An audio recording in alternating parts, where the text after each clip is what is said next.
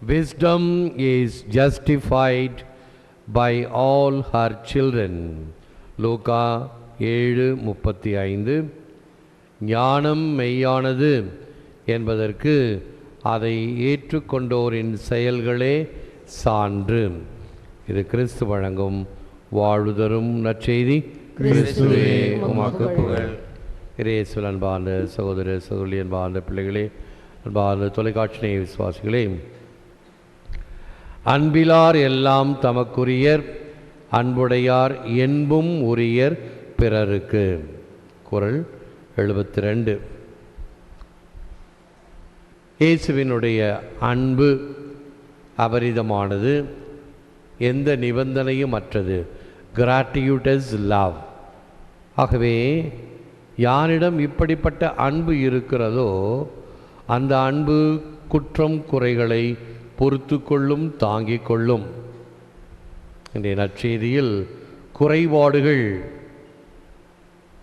இது செய்தால் குற்றம், இப்படி செய்தாலும் குற்றம், எப்படி செய்தாலும் குற்றம் என்கின்ற குற்றம் பேணுவோரின் மனநிலையை பற்றி நற்செய்தி நமக்கு எடுத்துரைக்கிறது. இயேசுவுக்குரிய மனநிலை நமக்கு வேண்டும் என்பது புனித சின்னப்பருடைய வாதம். எனவே ஆண்டவரிடம் நாம் ஜெபிக்கும் பொழுது இவ்வாறு ஜெபிக்கலாம். Lord, grant me the courage to alter what we can, the serenity to accept what we can't, and the wisdom to know the difference.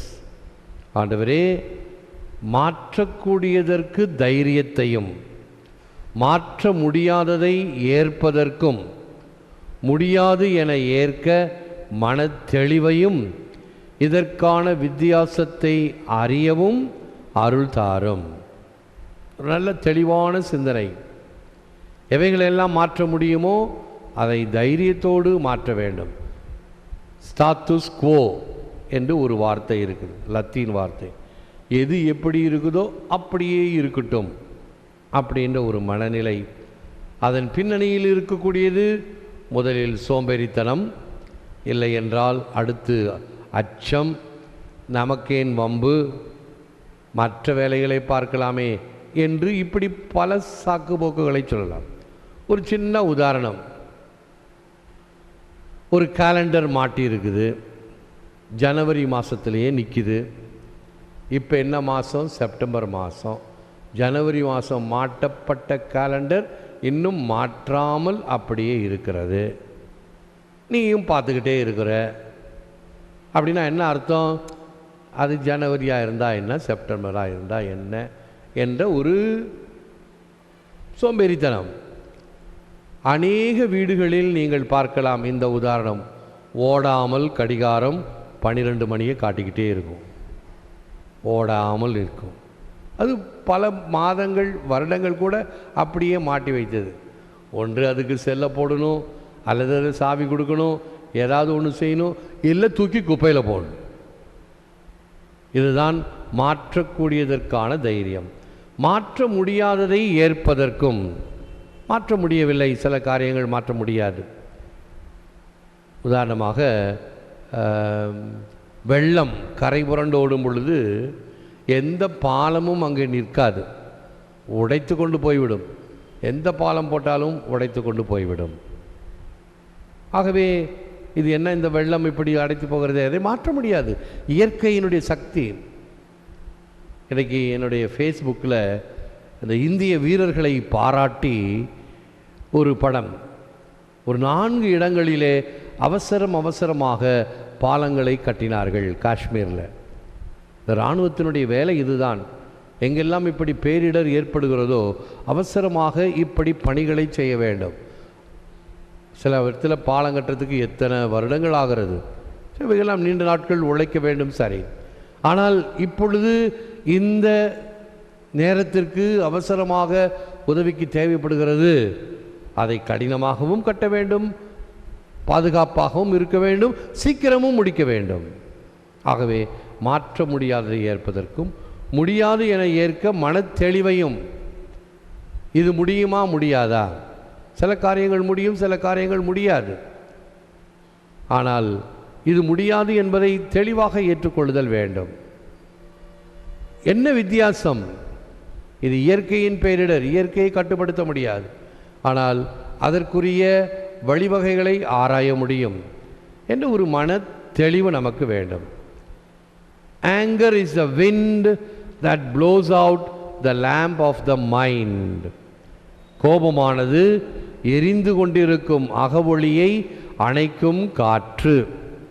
இப்போ பீடத்தில் 2 மெழுகுதிரி எரிந்து கொண்டு இருக்கிறது. இங்கே இருக்கக்கூடிய ஃபேன் காற்று அதை அலைகழித்து கொண்டே இருக்கிறது. இப்படி இப்படி இப்படி ஆடிக்கிட்டே இருக்குது.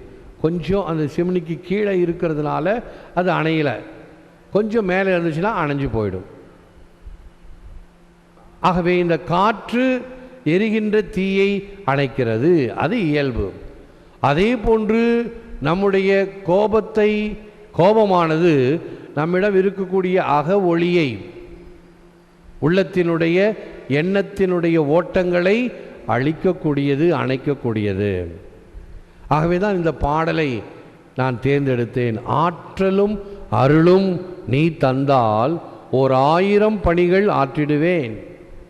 இறைவா, எனக்கு நீ சக்தி கொடுத்தாய் என்றால், என்னோடு நீ இருந்தாய் என்றால் 1000 பணிகள் என்ன, மேலையும் நான் செய்வேன், செய்ய முடியும். அதற்குரிய ஆற்றலை நீ தருவீர். தேற்றிட நீயும் அருகிருந்தால் எந்த துயர சுமையும் தாங்கிடுவேன். ஆண்டவர் நம்மோடு இருக்கும் பொழுது எதுவும் நமக்கு வலுவாயிருக்காது, கடினமாயிருக்காது, துயரமாயிருக்காது. அப்படிப்பட்ட ஒரு ஆண்டவர் நம்மோடு இருக்கிறார் என்ற ஒரு தெளிவு நமக்கு வேண்டும். மறத்தல் வெகுளியை யார் மாட்டும், தீய பிறத்தல் அதனால் வரும். குறள் 303. மறத்தல் வெகுளியை யார் மாட்டும். யார் மீதும் கோபம் இருந்தாலும் அதை மறந்துவிடு. ஏனென்றால் இதனால்தான் தீயவைகள் உண்டாகும். மறக்க முடியாமல் கோபத்தை நீ வைத்திருந்தாயானால் முதலில் ஏற்படுவது அல்சர் ஏற்படும். கோபம், பயம் இவைகளினால் இயல்பாகவே நமக்குள் சுரக்கின்ற சுரப்பிகள் இவைகளை சுரக்கும். ஒரு உதாரணம் சொல்லியிருக்கிறேன் ஏற்கனவே. விமானத்தில் போகும்போது அந்த சீட்டில் உட்காந்தோடனே பணிப்பெண் கொண்டாந்து, இப்போல்லாம் இல்லை, முன்னாடி கொடுத்தாங்க, இப்போல்லாம் 2-3 தடவை இப்போ விமானத்துக்கு போயிட்டு வந்தேன், அதெல்லாம் விட்டுட்டாங்க, எல்லாம் பழகி போச்சுன்னு விட்டுட்டாங்களோ என்னான்னு தெரியல. அந்த விமான பணிப்பெண் என்ன கொண்டாந்து கொடுப்பாங்கன்னா, ஒரு ட்ரேயில் சாக்லேட்டும் பஞ்சும். சாக்லேட் எதுக்கு கொடுக்குறாங்கன்னா, அந்த விமானத்தில் உட்கார்ந்ததும் ஒரு பயம் வரும். ஐயோ, பத்திரமா போய் சேருவோமா, நடுவழியே கவுத்துக்குமா, இல்லை இது கடத்தப்படுமா, என்னாக யாராவது வச்சு அணுகுண்டு வச்சு நம்ம வழியிலேயே சுட்டு விடுவாங்களோ. நிறைய இப்போ இப்படி விபத்துகள் ஏற்படுகின்றது அல்லவா. அந்த பயத்தில் இங்கே இருக்கக்கூடிய அட்ரிலின் சுரப்பி அதிகமாக சுரந்து பேச்சு வராது. அதனால தான் பாம்பு, திருடன் தான் பாம்புன்றோம் இல்லையா. இந்த அட்ரிலின் சுரப்பி சுரக்கிறதுனால் பேச்சு வராது, குரலை அடைக்கும். அப்படி இந்த அட்ரிலின் சுரப்பி சுரக்காமல் இருப்பதற்கு இந்த சாக்லேட்டை போட்டால் இந்த சாக்லேட்டினுடைய தன்மை நாக்கில் இருக்கக்கூடிய அந்த பட்ஸ் அந்த இனிப்பை வாங்கி இந்த அட்ரிலின் சுரப்பி சுரப்பதை குறைக்கும், பயத்தை குறைக்கும். அதான் ஒரு சின்ன டெக்னிக். சாக்லேட் கொடுக்கறது மகிழ்ச்சியை வெளிப்படுத்துவது, இன்னொரு பக்கம் பர்த்டே சமயத்தில் கொடுக்குறாங்க. விமானத்தில் கொடுப்பது இதுதான். நம்ம ஆள் ஒருத்தர் என்ன செஞ்சார், அவருக்கு பதட்டம். ஆகவே என்ன பண்ணார், பஞ்சை எடுத்து வாயில் போட்டுக்கிட்டாரு, சாக்லேட் எடுத்து காதில் வச்சுக்கிட்டார். என்ன செய்கிறது ஏது செய்கிறதுன்னு தெரியாத பதட்டங்கள். ஆக பதட்டப்பட வேண்டியதில்லை, அச்சப்பட வேண்டியதில்லை. ஆண்டவர் வழி நடத்துகிறார். ஆகவே யார் மட்டும் கோபம் கொள்ளாதே. கோபம் வர வேண்டும். கோபம் இருக்கும் இடத்தில்தான் குணம் இருக்கும். அது பழிவாங்கும் கோபமாக இருக்கக்கூடாது. தீமைகள் நன்மைகள் பிறர் தர வாரா, நாம் தான் அதை கொடுக்க வேண்டும். நல்லது செய்தல் ஆற்றீர் ஆயினும் அல்லது செய்தல் ஓம்புமின், அதுதான் எல்லோரும் உவப்பது அன்றியும் நல்லாற்றுப்படும் நெற்றியுமாம். அது புறநானூறில் சொல்லப்படுகிறது. நல்லது செய்தல் ஆற்றீர், நல்லவைகளை செய்வீர்கள். நல்லது செய்ய முடியலையா, பரவாயில்லை, தீவைகளாவது செய்யாமல் இருங்கள், அல்லது செய்தல் ஓம்புவேன். அதுதான் எல்லோரும் உவப்பது, எல்லோரும் விரும்புவது அதுதான். அன்றியும் நல்லாற்றுப்படும் நெற்றியுமாம் அது. அது ஒரு நல்ல வாழ்க்கை அமைய வேண்டும் என்றால் இப்படிப்பட்ட பண்புகள் நமக்கு தேவை. எனவே முழந்தாளிட்டு ஜெபிப்போம்.